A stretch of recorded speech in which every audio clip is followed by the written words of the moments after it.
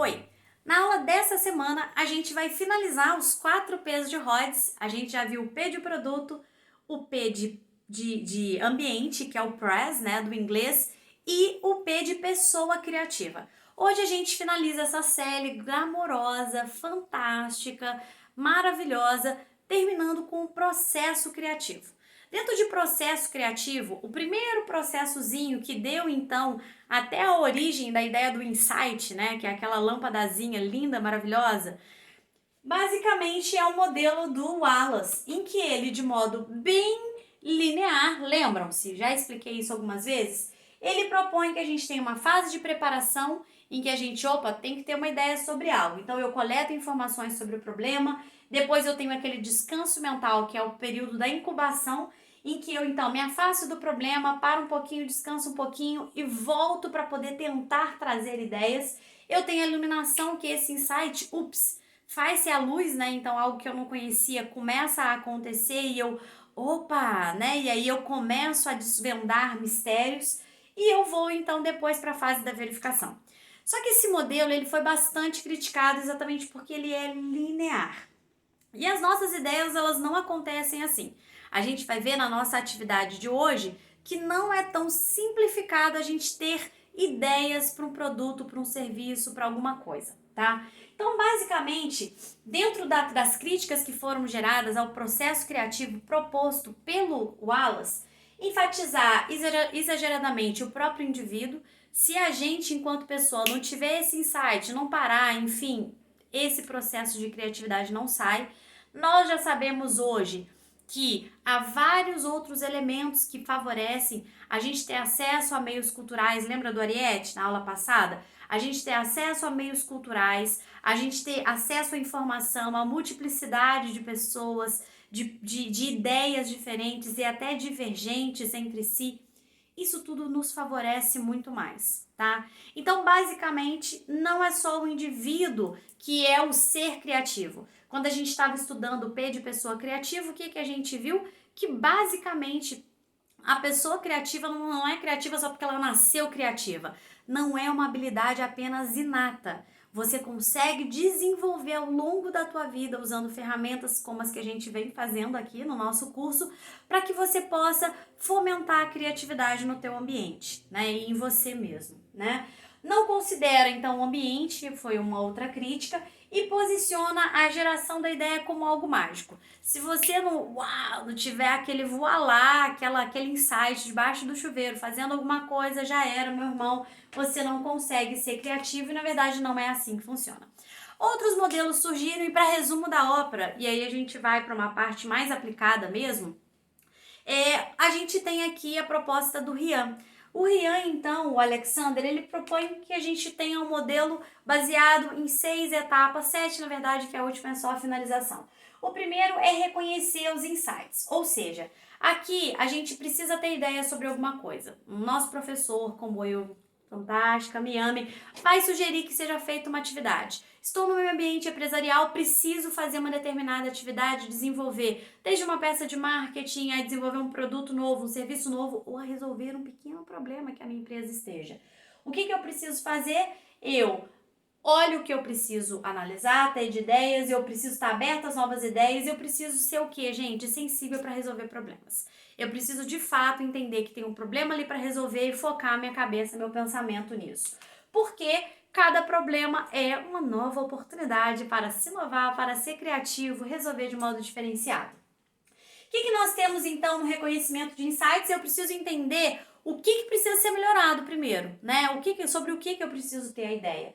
Depois eu preciso fazer as perguntas certas diante dos problemas. E aí vem a nossa primeira atividade desta semana, coisa ótima. Vou contar uma pequena história para vocês. Ao final dessa história, eu peço que vocês pausem o vídeo e narrem para mim, vão colocar lá na tarefa no Canvas o que vocês fariam nessa situação.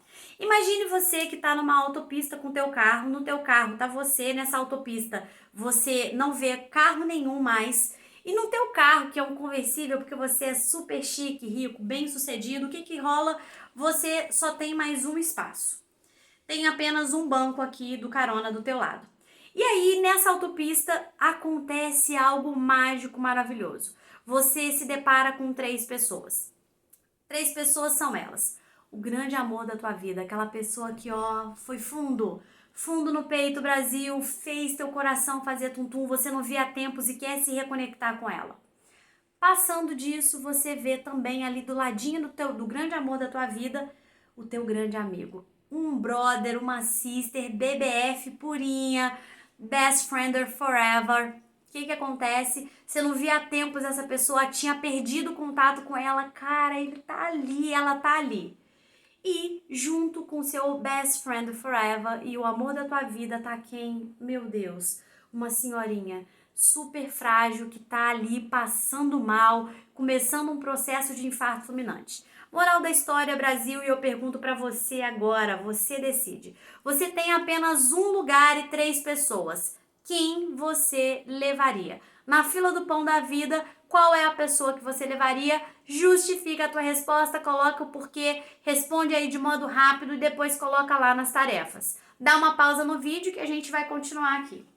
Bom, é importante a gente fazer o que, Brasil? Além de saber sobre o que ter ideia, a gente precisa saber fazer as perguntas certas diante dos problemas. É identificar o problema e tentar ver soluções e estratégias diferentes, é o melhor modo de resolver. Então a gente precisa fazer perguntas sobre esse problema.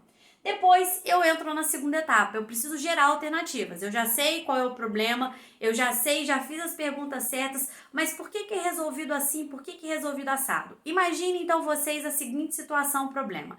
Eu tenho então a fritura. O que acontece com fritura, Brasil? Engorda a gente, entope o nosso coração. Se você tem problema familiar, cardíaco, opa, é um problema a mais na tua vida. O que você pode fazer então? Você diante da situação, problema que é criar uma estratégia diferente para a cocção. Cocção é o cozimento. Cocção de um alimento que tenha a característica da fritura, mas que não seja fritura. E aí você começa a criar perguntas. Por que a fritura? Por que as pessoas cozinham? Se eu cozinhar, o que pode ser feito? Se não for o cozimento, se não for a fritura, se não for o forno, o que pode ser feito? Quando eu começo a fazer as perguntas certas, eu consigo chegar nessa segunda etapa, que é gerar alternativas. E aqui, gente, lembre-se daquele TTPC, lembra o teste que a gente fez? Eu preciso ser fluente, várias categorias diferentes, eu preciso ser flexível, quantidades, muita quantidade, eu preciso ser flexível, categorias, usos diferentes daquilo do previsto, lembra aqueles testezinhos que a gente já fez? Eu preciso ser elaborado, trazer elaboração para aquilo ali. E eu preciso ser original. Então aqui eu vou pensar em ideias olhando esses 4 elementos importantes. Quando eu produzo muitas alternativas, a minha chance de ter uma interessante fica mais otimizada. Na terceira etapa, eu seleciono as melhores ideias, as que sejam mais viáveis, enfim. Então imagina que para a cocção de alimentos que não seja fritura, eu levante várias outras formas de cozimento, enfim. E aqui eu preciso ter pessoas críticas me olhando, vendo junto comigo, a equipe sempre é melhor, porque às vezes você tem uma ideia viajada que não é tão viajada assim, ou realmente ela é super viajada. E na fila do pão da vida ela não tem que nem entrar, Brasil. Na quarta etapa, não deu ideia boa, o que eu faço? Repito, lanço várias alternativas e seleciono. E aí eu tenho que mudar o ângulo de visão. Se eu não criei ideias e soluções que sejam viáveis, eu preciso mudar, ver de outro ângulo, de outra forma. Corrigindo. Na quinta etapa, eu transfiro essa ideia para o mundo real. Ela é factível? Com a tecnologia que a gente tem hoje, com o conhecimento disponível que a gente tem hoje, com a internet que a gente tem hoje, enfim, com as intempéries, temperatura, pressão normalzinha, é factível? Opa, sendo factível, eu aprendo com todo o processo, a 7ª etapa é colocar no mundo real. Pro exemplo que eu dei da Airfryer, o que eu criei? A Airfryer, por exemplo, né? Que é o cozimento ali pelo ar. Olha que coisa maravilhosa, fantástica. Se a equipe que desenvolveu a Airfryer não tivesse passado por um processo semelhante a esse, ela não conseguiria ter chegado no resumo da ópera. Aqui, então, a gente consegue ver todo o processo, que é reconhecer, gerar alternativa, escolher alternativa, chegou uma solução, se não, volta tudo, se sim, passa, transfere para o mundo real, aprendeu no processo e chega no fim desse percurso maravilhoso. Então é isso, gente. Um beijo, um queijo e até a nossa próxima aula.